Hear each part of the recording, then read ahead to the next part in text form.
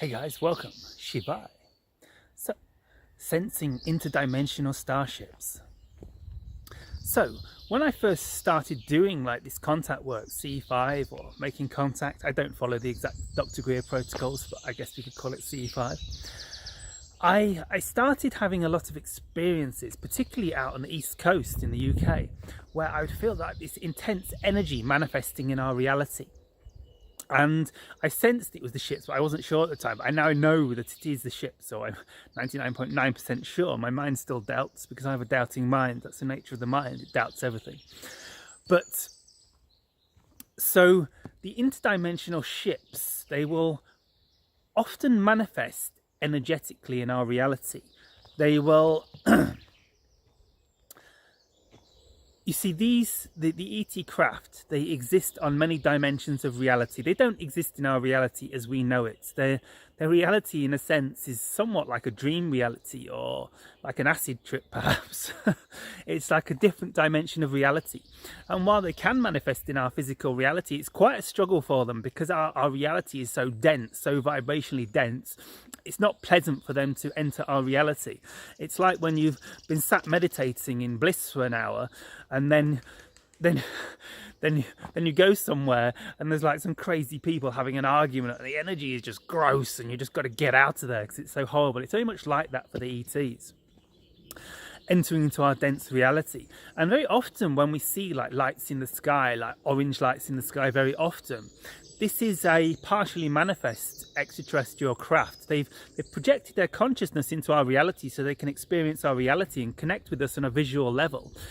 But they've not fully manifest. They're still in a kind of interdimensional state. It's their consciousness in our reality, but their ship hasn't fully manifested. And this is sometimes why we hear these stories of orange lights appearing in the sky, then suddenly turning into a triangular craft and disappearing back into an orange light, then going or just disappearing.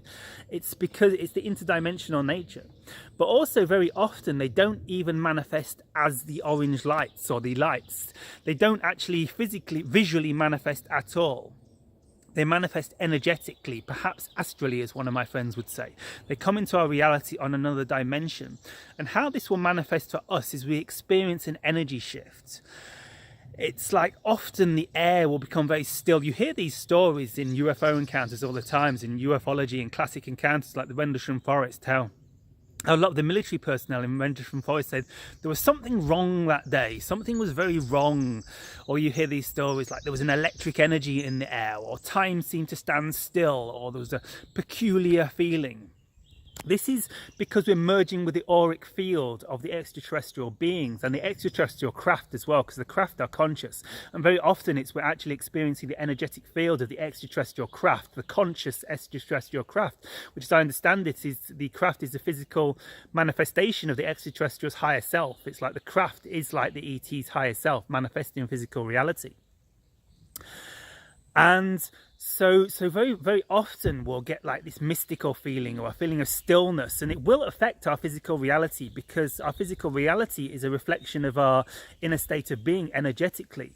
So when the ETs come into our reality and we merge consciousness, we co-create a new reality, and very often we'll see like mist rising off the water mystically. This is where the idea of mystical experiences come from, because we're going into a higher dimensional reality. We experience a deep stillness, which is the peace and consciousness of the extraterrestrials and the extraterrestrial craft. And so this is it, when we feel that stillness, this intense energy, this electric energy, and we sense a presence in the air around us. This is a sign that the ETs are manifesting their craft interdimensionally in our reality. So have a wonderful day, Earth humans. Shivai, good day.